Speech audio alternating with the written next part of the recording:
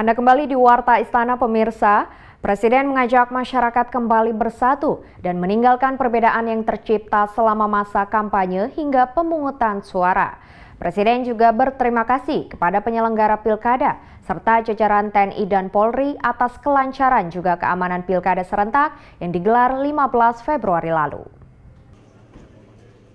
Presiden Joko Widodo mengajak segenap bangsa Indonesia untuk kembali bersatu.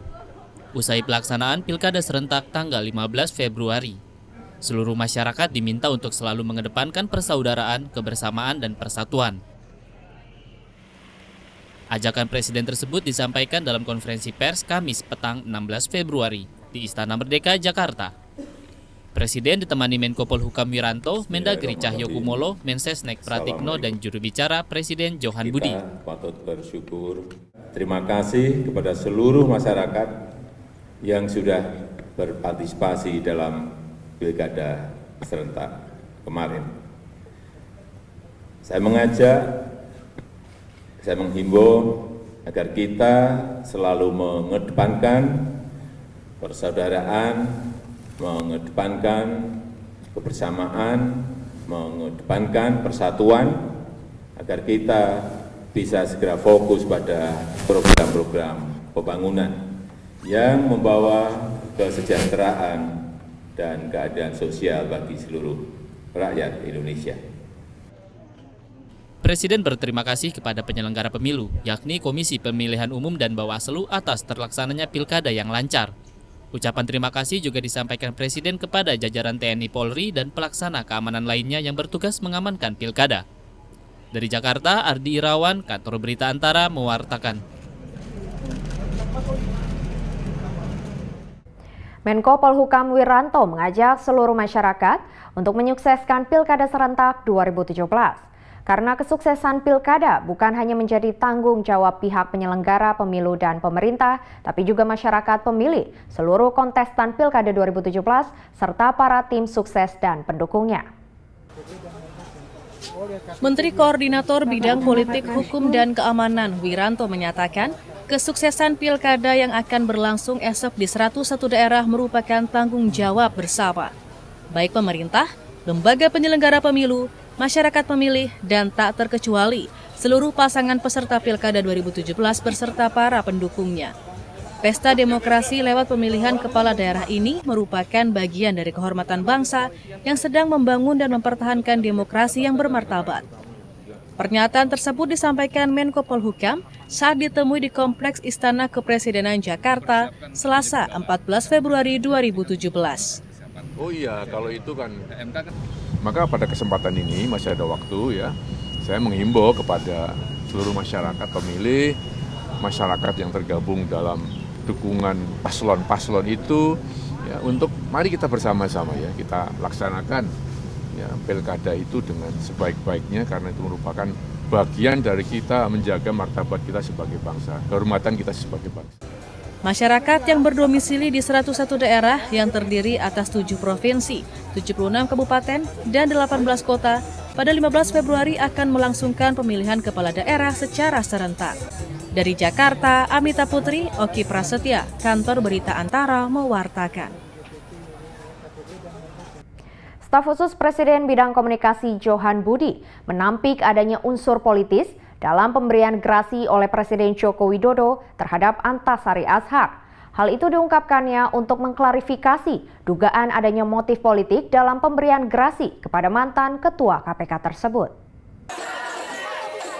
Pemberian grasi oleh Presiden Jokowi kepada Antasari Azhar adalah murni atas rekomendasi Mahkamah Agung dan telah sesuai dengan perundang-undangan. Staf khusus Presiden Bidang Komunikasi Johan Budi, Selasa 14 Februari, menepis tudingan motif politik dalam pemberian grasi tersebut. Pernyataan Johan Budi ini merupakan tanggapan atas status dalam akun media sosial Presiden ke-6 RI, Susilo Bambang Yudhoyono, yang menyatakan dugaan adanya politisasi dalam pemberian grasi pada mantan Ketua KPK Antasari Azhar. Pemberian grasi itu sudah melalui proses dan prosedur yang sesuai dengan aturan perundang-undangan. Keputusan Presiden untuk memberi grasi kepada Pak Antasari itu berdasarkan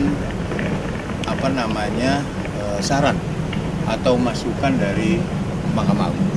Jadi tidak ada kaitannya sama sekali pemberian gerasi itu dengan apa yang Pak Antasari lakukan secara pribadi. Johan Budi meminta upaya saling lempar pernyataan antara Presiden ke-6 RI SBY dengan mantan Ketua KPK Antasari Ashar tidak dihubungkan ke Presiden Joko Widodo. Menurut dia, hal tersebut sudah menjadi urusan personal antar keduanya. Dari Jakarta, Amita Putri, Oki Prasetya, Kantor Berita Antara mewartakan. Presiden Joko Widodo meminta jajarannya untuk menjaga pertumbuhan ekonomi di wilayah timur Indonesia, termasuk Nusa Tenggara Timur. Presiden menilai selama ini pertumbuhan ekonomi di wilayah timur cukup baik. Presiden Joko Widodo di Jakarta Kamis mengharapkan jajarannya untuk menjaga pertumbuhan ekonomi wilayah timur Indonesia, termasuk Nusa Tenggara Timur yang telah cukup baik dalam beberapa tahun ini. Caranya adalah dengan melakukan percepatan pemerataan pembangunan yang tak hanya di wilayah perkotaan, namun hingga perbaikan fasilitas di perbatasan. Pertumbuhan ekonomi NTT tahun 2016 lalu mencapai 5,18%.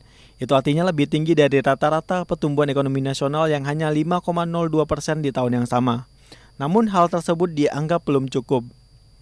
Pada kesempatan ini, Presiden Joko Widodo memimpin langsung rapat terbatas membahas evaluasi pelaksanaan proyek strategis nasional dan program prioritas Nusa Tenggara Timur.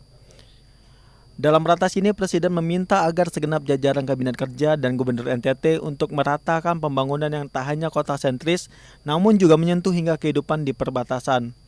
Hal ini berkaitan dengan upaya menyeluruh peningkatan kualitas ekonomi NTT secara berkelanjutan. NTT adalah beranda terdepan Indonesia langsung berhadapan dengan negara-negara tetangga. Beberapa waktu yang lalu saya sudah meresmikan pengoperasian pos lintas batas negara di Muara Enim di NTT. Itu juga belum cukup. Selain memperbaiki pos lintas batas negara, saya juga minta pembangunan wilayah-wilayah perbatasan juga menjadi perhatian, terutama dalam infrastruktur transportasi serta upaya-upaya lain yang menggerakkan roda ekonomi dan peningkatan kesejahteraan warga. Presiden menyatakan tidak hanya perbatasan, kesiapan infrastruktur pertanian dan kelautan wilayah NTT lainnya juga turut menjadi perhatian. Pembangunan bendungan hingga saluran irigasi menjadi suatu keharusan yang tak dapat ditunda lagi, mengingat fungsi dari tiga hal ini menyentuh langsung kehidupan dasar seperti tersedianya air bersih bagi penduduk NTT sehari-harinya. Dari Jakarta, Adi Irawan, Kantor Berita Antara mewartakan. Warta Istana masih akan kembali dengan warta tentang lebih dari 100 warga Jawa Barat yang meraih penghargaan Satya Lencana Kebaktian Sosial. Tetaplah bersama kami.